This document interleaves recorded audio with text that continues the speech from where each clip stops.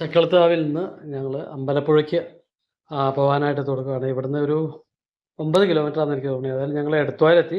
ഒരു 4 കിലോമീറ്റർ ഉള്ളൂ കേട്ടോ എടത്വായ്ക്ക്.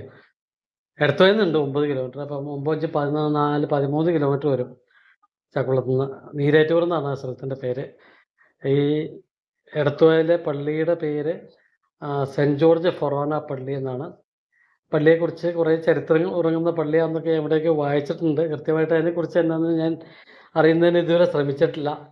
ഏതായാലും സെൻറ്റ് ജോർജ് പുണ്യാളൻ്റെ പേരിലുള്ള ഒരു പള്ളിയാണ്. വളരെ പ്രസിദ്ധമായിട്ടുള്ള ഒരു പെരുന്നാളുണ്ട് ഇവിടെ. അതായത് 10, 20 ദിവസത്തോളം നീളുന്ന ഒരു പെരുന്നാളാണ് എന്നൊക്കെ ഞാൻ കണ്ടിട്ടുമുണ്ട്.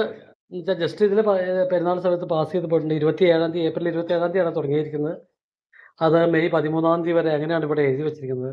അതുപോലെ നീരേറ്റുപുറം എന്ന സ്ഥലത്ത് നമ്മൾ പമ്പയൊന്ന് ക്രോസ് ചെയ്തായിരുന്നു. അതായത് ചക്കുളം നീരേറ്റുപുറം എന്ന് പറഞ്ഞ സ്ഥലത്താണ്. ചക്കുളത്ത് വെച്ച് നമ്മളൊന്ന് ക്രോസ് ചെയ്തായിരുന്നു. വീണ്ടും നമ്മൾ ഒരിക്കൽ കൂടി തിരിച്ച് ക്രോസ് ചെയ്യാണ് പമ്പാ നദിയെ ഈ എടത്വ പാലത്തിലൂടെ. ഇവിടുന്ന് ഒരു 9 കിലോമീറ്റർ, ചക്കുളത്ത് നിന്നാണെങ്കിൽ ഏകദേശം ഒരു 13 കിലോമീറ്റർ വരും അമ്പലപ്പുഴയ്ക്ക്. അപ്പോൾ അമ്പലപ്പുഴയിലെ കാഴ്ചകളിലേക്കാണ് നമ്മൾ പോകുന്ന വഴിക്കുള്ള പ്രത്യേകത. ഒന്ന് നമ്മൾ 3/4 കിലോമീറ്റർ ഈ പാലം കടന്ന് ചെല്ലുമ്പോഴത്തേക്കും ഹരിപ്പാടിനൊരു വഴിയുണ്ട്. ഈ പോകുന്ന ഏറ്റവും വലിയ പ്രത്യേകത നമ്മൾ ഈ കുട്ടനാടൻ പാടശേഖരങ്ങൾക്ക് നടുവിലൂടെയാണ് ഈ റോഡുകളൊക്കെ പോകുന്നതെന്ന് എന്നുള്ള ഒരു കാര്യം കൂടിയുണ്ട്. അപ്പോൾ വളരെ മനോഹരമായിട്ടുള്ള ആ സ്ഥലങ്ങളുടെ കാഴ്ചകൾ ഈ പോകുന്നതിലേക്ക് കൃത്യമായിട്ട് നമ്മളിപ്പോൾ കാറായതുകൊണ്ട് ബസ്സിലൊക്കെ ആണെങ്കിൽ ശരിക്കും ആ നിലങ്ങളുടെ കാഴ്ചകൾ വളരെ നല്ല രീതിയിൽ നമുക്ക് കിട്ടുമായിരുന്നു. ഇപ്പോൾ കാറായതുകൊണ്ട് നമുക്ക് ജസ്റ്റ് അവിടെ, അതുമല്ല ഈ സൈഡിൽ കൂടെയൊക്കെ ഒരുപാട് മറ്റേ ശീവക്കൊന്ന അതുപോലെയുള്ള കുറേ കാര്യങ്ങളൊക്കെ വച്ച് പിടിപ്പിച്ചിട്ടുണ്ട്. അപ്പോൾ അതുകൊണ്ട് അത്ര നല്ല ക്ലിയർ ആവുമെന്ന് എനിക്ക് തോന്നുന്നില്ല ഈ ഒരു കാഴ്ചകൾ. അപ്പോൾ ഏതായാലും ഇവിടുന്ന് കുറച്ചുകൂടി അങ്ങ് ചെന്ന് കഴിയുമ്പോൾ തകഴിയാവും. ഏകദേശം ഒരു 3-4 കിലോമീറ്റർ അല്ലെങ്കിൽ തകഴിയാവും. അവിടെ നിന്നൊരു 3-4 കിലോമീറ്റർ അടുത്തേക്കും നമ്മൾ അമ്പലപ്പുഴയിലെത്തും. നമുക്കറിയാം തകഴി ശിവശങ്കര പിള്ളയെക്കുറിച്ച് നമ്മളെല്ലാം കേട്ടിട്ടുണ്ട്. മലയാളത്തിൻ്റെ വിശ്വസാഹിത്യകാരനാണ്. ജ്ഞാനപീഠ അവാർഡ് ജേതാവാണ്. ഏതായാലും ആ ഒരു സ്ഥലത്തുകൂടിയാണ്, അദ്ദേഹത്തിൻ്റെ ജന്മസ്ഥലത്തു കൂടിയാണ്, അദ്ദേഹം ജീവിച്ചിരുന്ന സ്ഥലത്തു കൂടിയാണ് നമ്മൾ പാസ് ചെയ്യുന്നത്. അതിൽ നമ്മൾ പോകുന്ന 2 സൈഡിലും ഇതേപോലെ ആയിരപ്പറ, അയ്യായിരപ്പറയൊക്കെ വിത്ത് വിതച്ചുകൊണ്ടിരുന്ന കോൾനിലങ്ങളാണ്. ഈ കാണുന്നതൊക്കെയാണ് കോൾനിലങ്ങൾ. 2 സൈഡിലും ഇതേപോലെയുള്ള വലിയ വലിയ കോൾനിലങ്ങളുടെ കാഴ്ചകളാണ് നമ്മൾ ഈ പോകുന്ന വഴി നിറച്ചും 2 സൈഡിലും. അതേപോലെ നമ്മളിപ്പോൾ ചങ്ങനാശ്ശേരിയിൽ നിന്ന് അമ്പലപ്പുഴയ്ക്ക് പോവുകയാണെങ്കിലും വേറെ അവിടെ ഇതിനേക്കാളും കൂടുതലുണ്ടെന്ന് എനിക്ക് തോന്നുന്നത്.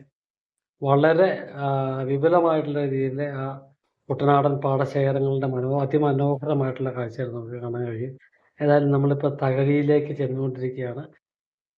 ഇതിൻ്റെ ഇടയ്ക്കും നമ്മൾ ഈ 2 സൈഡിലുമുള്ള നിലങ്ങളുടെ കാഴ്ചകളുണ്ട്. നമ്മൾ തകഴി പാലത്തിലേക്ക് ചെന്നുകൊണ്ടിരിക്കുകയാണ്. 2010-ലോ 11-ലോ മറ്റോ ആണ് ഈ ഒരു പാലം ഇവിടെ യാഥാർത്ഥ്യമായത്.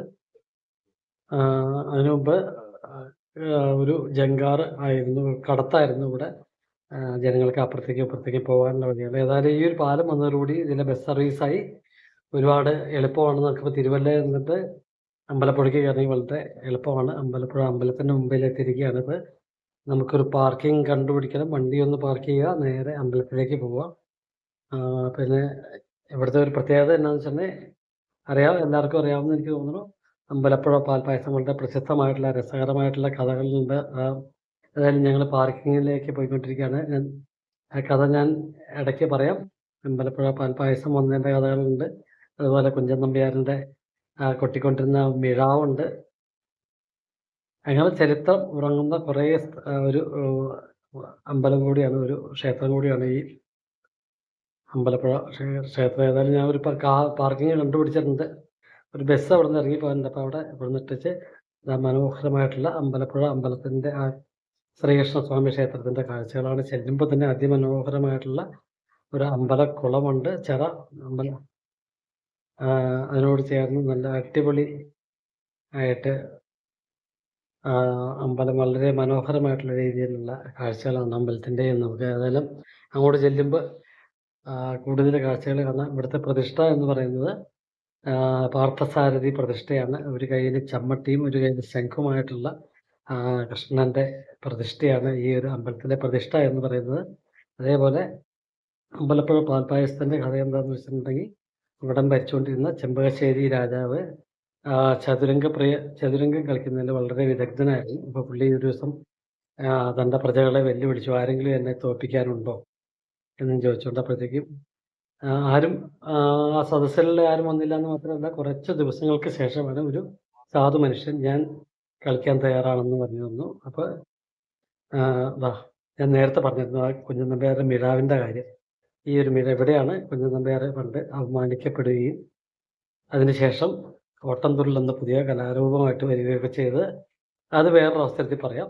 അപ്പം നമ്മൾ പറഞ്ഞുകൊണ്ടിരിക്കുന്നത് ആ സാധു മനുഷ്യൻ ഈ ചതുരംഗം കളിയിൽ രാജാവിനെ തോൽപ്പിക്കുകയും അപ്പോൾ പന്തയമായിട്ട് വച്ചിരുന്നത് താൻ ജയിച്ചാൽ, അതായത് സാധു മനുഷ്യൻ പറഞ്ഞത് ഞാൻ ജയിക്കുകയാണെങ്കിൽ ആദ്യത്തെ കളത്തിൽ ചതുരംഗപ്പലകയുടെ ആദ്യത്തെ കളത്തിൽ ഒരു നെല്ല്, രണ്ടാമത്തിൽ 2 മണി, അങ്ങനെ ഇരട്ടിക്കിരട്ടിയായിട്ട് വെച്ച് ഉള്ള അത്രയും നെല്ല് തനിക്ക് തന്നാൽ മതി എന്ന് പറഞ്ഞു. പക്ഷേ രാജാവ് ഇത് കൊടുക്കാനായിട്ട് നോക്കിയപ്പോൾ പകുതി കളം ആയപ്പോഴത്തേക്കും നാട്ടിലെ ആ രാജ്യത്തെ ചെമ്പകശ്ശേരി രാജ്യത്തെ മുഴുവൻ നെല്ലും തീർന്നു എന്നുള്ളതാണ് കഥ. അപ്പോൾ അദ്ദേഹം വിഷമിച്ച് നിൽക്കുമ്പോൾ ഈ സാധു മനുഷ്യൻ്റെ സ്ഥാനത്ത് ശ്രീകൃഷ്ണസ്വാമി പ്രത്യക്ഷപ്പെടുകയും, അങ്ങ് വിഷമിക്കണ്ട, എനിക്ക് എല്ലാ ദിവസവും ഉച്ചയ്ക്ക് പാൽപ്പായസം നേദ്യം ഉണ്ടായച്ചാൽ മതി, അതിനൊരു പ്രത്യേക കണക്കും കാര്യങ്ങളൊക്കെ ഉണ്ട്.